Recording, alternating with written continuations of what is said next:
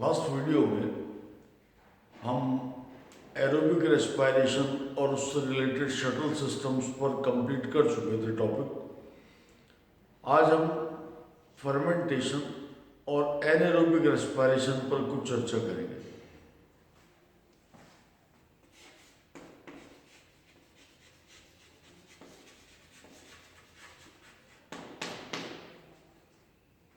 Fermentation word कई पुराने scientist ने इस पर काम किया है, जैसे गे लुसैक है, लुइस पाश्चर है।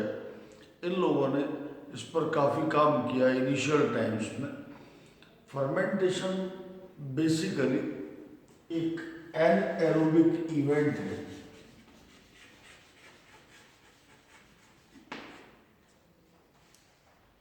जिसमें कार्बोहाइड्रेट का एनएरोबिक डाइजेशन होगा। एनएरोबिक डाइजेशन है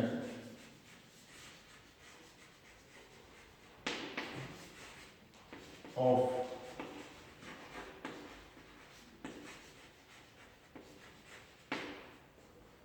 कार्बोहाइड्रेट्स। इस तरह का एनएरोबिक डाइजेशन फैट्स और प्रोटीन्स का भी होता है।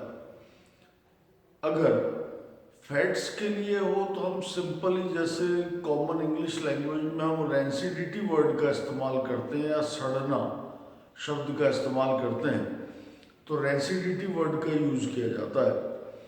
और अगर यही डाइजेशन एनारोबिक प्रोटीन्स का हो तो उसके लिए एक टर्म अलग होती है और उसके लिए प्यूट्रिफैक्शन वर्ड का इस्तेमाल किया जाता है। फर्मेंटेशन जो एनारोबिक डाइजेशन है कार्बोहाइड्रेट्स का, इस प्रोसेस में पहला चीज क्लियर है कि ऑक्सीजन यूज नहीं होगा। दूसरी बात, यहां पर net gain will be of 2 ATP only, जैसा हमने ग्लाइकोलिसिस में स्टडी किया था। तीसरा चीज, CO2 का लिबरेशन हो भी सकता है और नहीं भी हो सकता। हम अदर टर्म में कहें तो fermentation can be a effervescent process, gas का निष्कासन हो भी सकता है, और can be non effervescent all together, या नहीं भी हो सकता। आगे जाकर हम पढ़ेंगे कि अगर CO2 का लिबरेशन हो रहा है, इसका मतलब वो एल्कोहलिक फर्मेंटेशन के रिलेटेड इवेंट है, और अगर नहीं हो रहा जैसा लैक्टिक एसिड फर्मेंटेशन के दौरान होता है।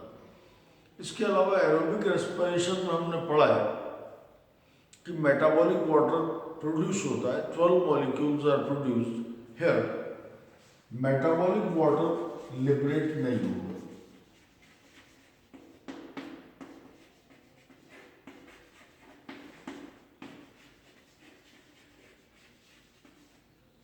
क्योंकि हमने इलेक्ट्रॉन ट्रांसपोर्ट सिस्टम और ऑक्सीडेटिव फॉस्फोराइलेशन के टॉपिक्स में देखा है कि जितने प्रोटॉन्स मूव करते हैं वो ऑक्सीजन एटम्स के साथ अटैच होकर वाटर मॉलिक्यूल्स बनाते हैं, पर क्योंकि इस प्रोसेस में किसी भी प्रकार का ऑक्सीजन इन्वॉल्वमेंट नहीं है, इसलिए यहाँ पर मेटाबॉलिक वाटर का प्रोडक्शन नहीं हो पाएगा।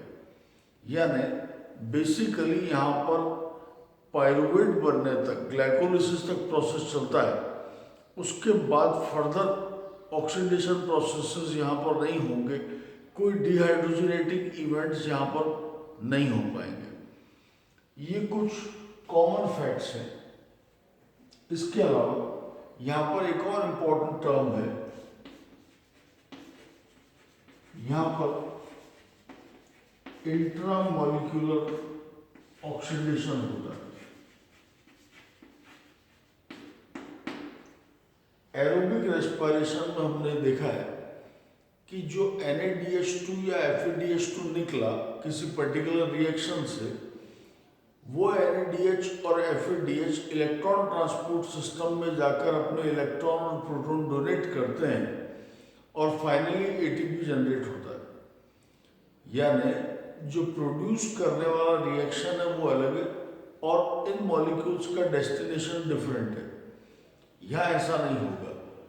एक सर्टेन प्रोसेस से निकलने वाला NaDH अपनी एनर्जी इलेक्ट्रॉन और प्रोटॉन्स की फॉर्म में जो उसके पास है वो इलेक्ट्रॉन ट्रांसपोर्ट सिस्टम में नहीं जाएगी, वो किसी अन्य अभिक्रिया में रीयूटिलाइज हो जाता है।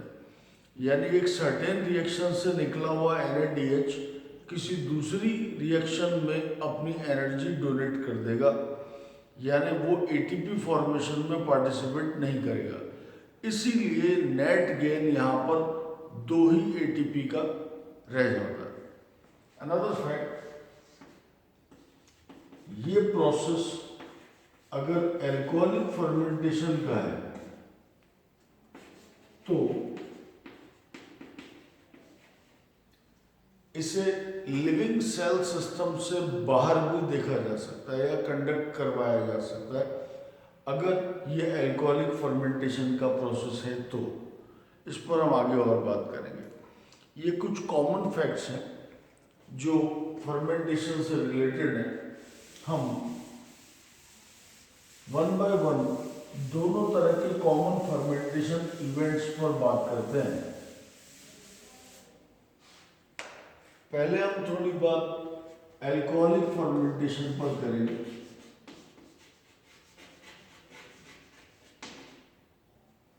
एल्कोहलिक फर्मेंटेशन कंडक्ट करने के लिए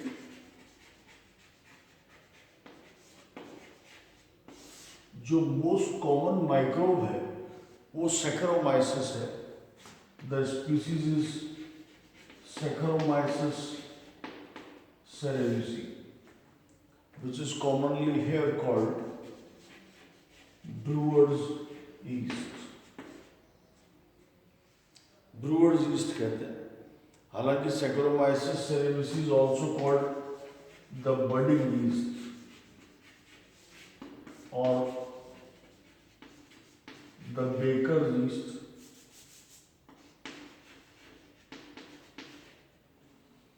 but here in this context it is also said to be brewer's yeast. इस पूरे प्रोसेस में दूसरी इंपॉर्टेंट बात है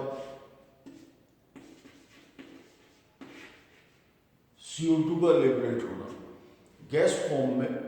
यहाँ इस प्रोसेस में CO2 लिबरेट होगी, ये याद रखने लायक बात होगी।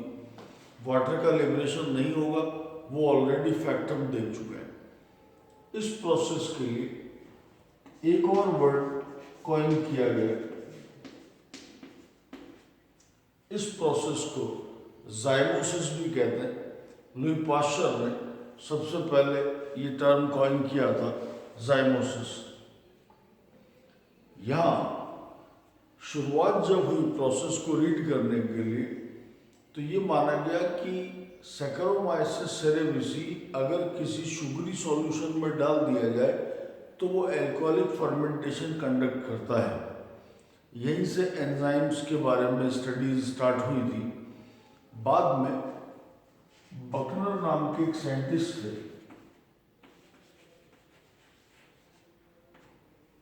और बकनर ने सबसे पहले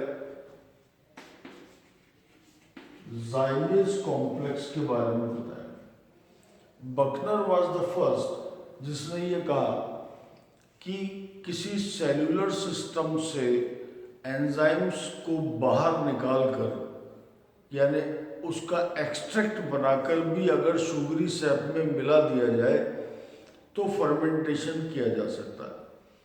इन्होंने ये जाइमेज कॉम्प्लेक्स जो आइसोलेट किया, ये जाइमेज कॉम्प्लेक्स इन्होंने आइसोलेट किया था यीस्ट से।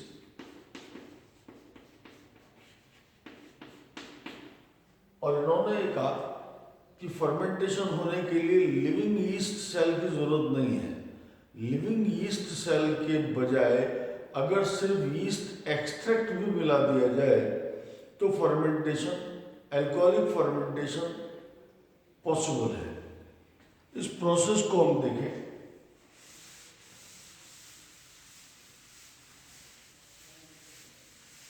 इस प्रोसेस में ग्लूकोज के एक मॉलिक्यूल से जैसे नॉर्मली प्रोसेस शुरू होता है, उसी तरह से प्रोसेस शुरू होगा। और जैसा एरोबिक रेस्पिरेशन में ग्लाइकोलिसिस हुआ, उसी तरह से प्रक्रिया यहाँ चलेगी, ग्लाइकोलिसिस होगा और पायरुवेट का निर्माण होगा। इससे पहले पायरुवेट का फेट हमने इनिशियली लेक्चर्स में पढ़ा है, और वहाँ हमने कहा भी था कि पायरुवेट का फेट कई तरह का है, जिनमें एक एलानाइन नाम का अमीनो एसिड बनाना है, एल्कोहलिक फर्मेंटेशन है, लैक्टिक एसिड फर्मेंटेशन है, या एरोबिक रेस्पिरेशन में जाना है। यहाँ पर पायरुवेट बनने तक यानी ग्लाइकोलिसिस होने तक तो प्रोसेस नॉर्मल ही फॉलो करेगा पाथ को, लेकिन उसके बाद pyruvate acetyl co enzyme A नहीं बनाएगा। हमने ये रिएक्शन लिंक रिएक्शन के नाम से पढ़ी थी। तो कुल मिलाकर यहाँ ऐसा हुआ कि लिंक रिएक्शन नहीं होगी, यानी एसिटाइल को एंजाइम ए नहीं बनेगा, उसके बदले पायरुवेट से अल्कोहल का फॉर्मेशन होगा। इस प्रोसेस में CO2 का लिबरेशन होगा, जैसा एरोबिक रेस्पिरेशन में भी हुआ था। लेकिन वहाँ हमने ये पढ़ा ऑक्सीडेटिव डीकार्बोक्सिलेशन होता था लिंक रिएक्शन में, यानी NaDH2 भी बनता था और CO2 भी बनता था एक ही स्टेप में। यहाँ पर CO2 बनेगी, रिलीज होगी, लेकिन वो सिर्फ डीकार्बोक्सिलेटिंग इवेंट होगा, वहाँ एसोसिएटेड डिहाइड्रोजनेशन नाम का कोई इवेंट नहीं होगा। अलग से NaDH2 का निर्माण नहीं हो पाता। इस प्रोसेस में एक्चुअली इवेंट्स किस तरह से होंगे, इस पर हम नेक्स्ट वीडियो में बात करेंगे। Thank you.